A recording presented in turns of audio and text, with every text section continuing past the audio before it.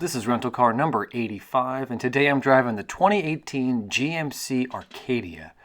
But there's actually a little bit more to the name. It's the 2018 GMC Acadia SLT-1 with all-wheel drive. Now, SLT is just the trim level. -1 means, for whatever reason, GMC decided to make multiple types of SLTs. So this is just the SLT-1, but there's still plenty of good stuff to talk about. First off, the paint color. This is called Crimson Red. It's actually an extra $495, which I found a little bit amazing. Anyway, when you put all the trim level options in here, the MSRP on this one starts at about $41,000, but with a bunch of discounts GMC is offering, I noticed that you can get it all the way down to about $36,000. What I'm trying to say here is we're looking at about a $35,000 to a $40,000 car. So keep your expectations in check with that in mind. And let's pop the hood and take a look at what's underneath. All right, so this is a 6-speed automatic transmission with a 3.6-liter V6 engine. It's variable valve timing, VVT, which is nice and smooth.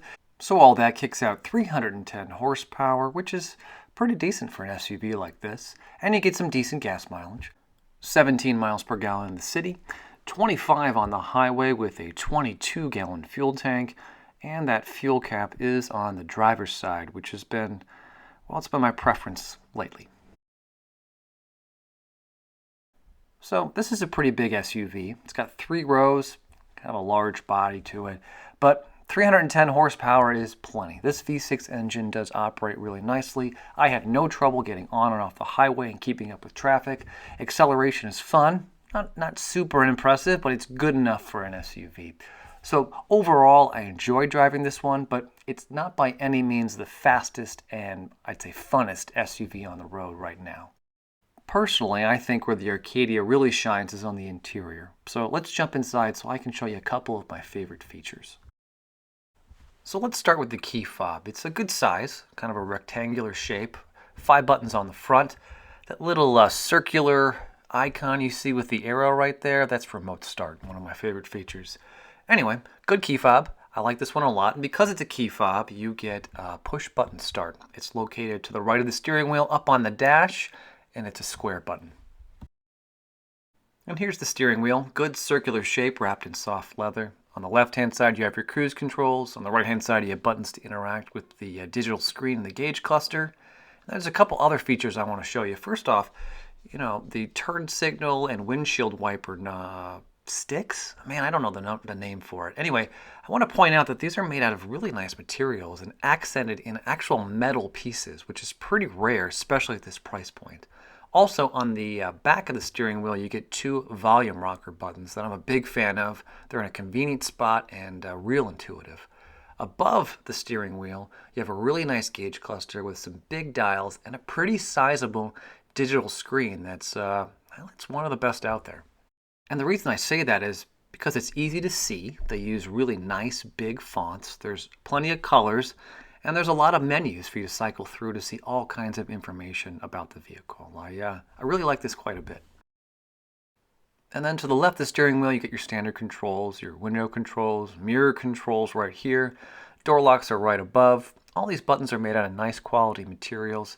Up on the dash, you get a large button to turn on and off park assist, along with a dial to adjust the brightness in the gauge cluster. And then all the way down, kind of in a weird spot at the bottom of the door, you have a button to control how the automatic liftgate is going to operate. So it can open all the way 3/4, or you can turn that feature off. And since we're outside the vehicle, let's talk side view mirrors. I'm pointing to the blind side detection icon that's available on this vehicle. If you don't know what I'm talking about, essentially if there's a car in your blind spot, that little icon's going to light up. And then if there's a car in your blind spot while you have your turn signal on, well, then it's going to flash at you just to give you that little extra warning that you're about to have a crash. And then back in the vehicle and looking up towards the roof, you got a number of items, I guess is a good way to say it up here. First off, your rear view mirror, very standard. There's no buttons on it of any type, which I'm a big fan of. Back up top, you have 2 lights to illuminate the cabin. These are nice and big. You have a pretty sizable sunglass holder. There's also buttons to program your garage doors, along with an OnStar and a panic button up top. All pretty nice features to have. And then below there, that's where things start to get, I guess, a little bit more exciting. This is your 8-inch infotainment system. Good size screen, pretty decent color and clarity. There are icons that help you jump through all the major menu systems, and then dedicated buttons right below to help you really get to the important stuff pretty quickly. This works great. It's got Bluetooth connectivity, which I was able to set up my cell phone pretty quickly. It's got Apple CarPlay and Android Auto, both really good. Sirius XM radio, and you got Bose Premium 8-speaker sound, which sounds pretty decent. All in all, look, it's a nice big screen. Not the best in class by any means, but really usable, very functional, and well, I used it a lot and had no problems.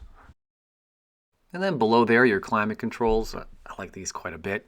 I like that there's two nice dials to control the temperature. You have digital readouts to tell you exactly where you're setting the temperature, which I'm a big fan of, and then big buttons for everything else, including a dial right in the center to control the fan setting.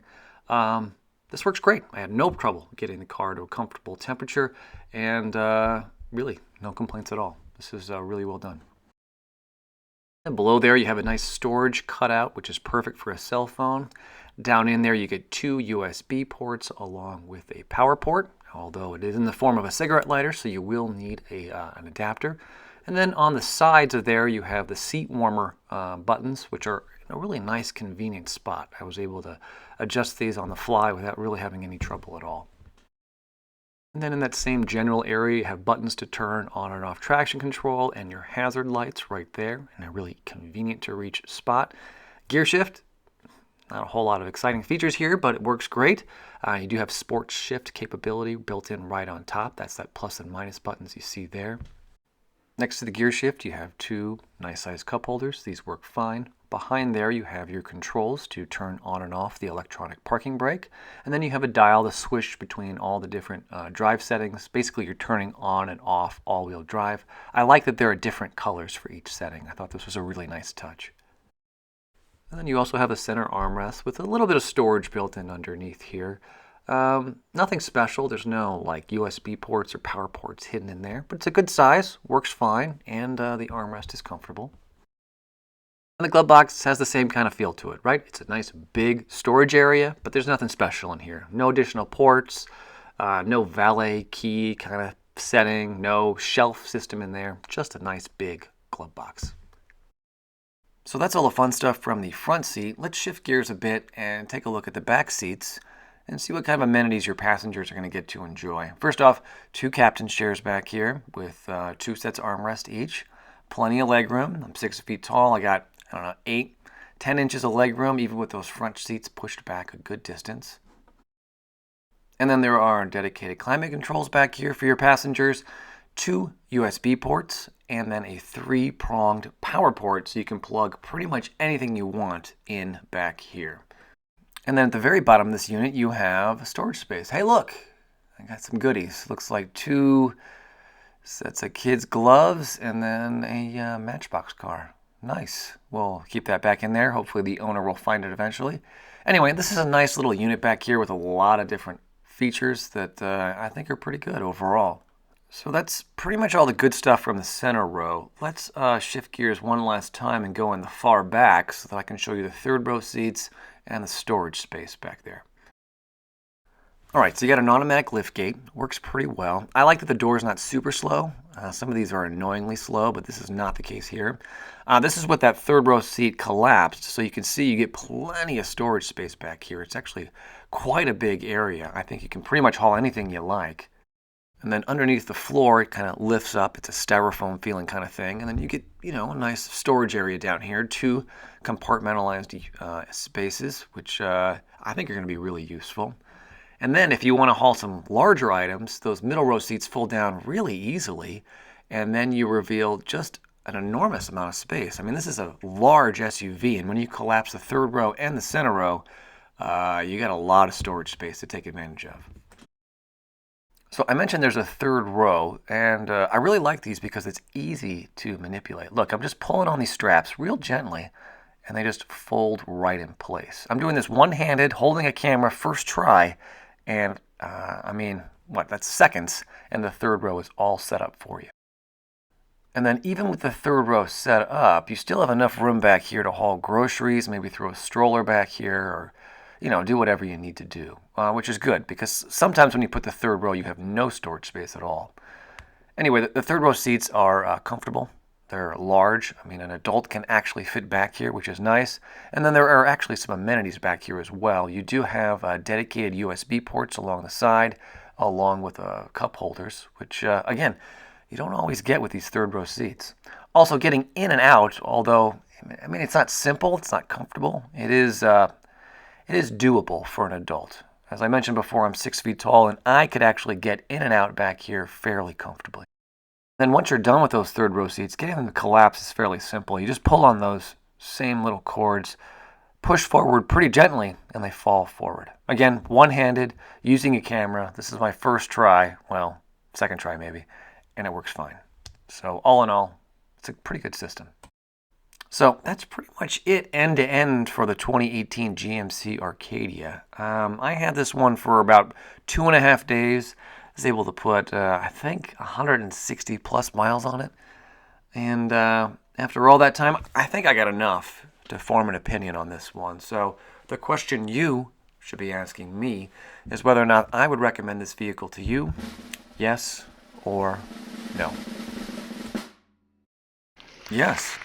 I mean, look, I'll be honest, this really isn't my sort of cup of tea, so to speak. I like smaller vehicles. I'm reviewing the 2018 Kia Soul next week. That's really more my speed, but there's no question about it. The 2018 GMC Acadia is a very solid vehicle. Great tech features, excellent storage, drives really well. There's really nothing to complain about. So if you get the chance, I highly, highly recommend you take this one out for a spin. Anyway, that's it. Thank you so much for watching. And as I mentioned, I hope you join me next time when I review the 2018 Kia Soul Plus. I'll see you then.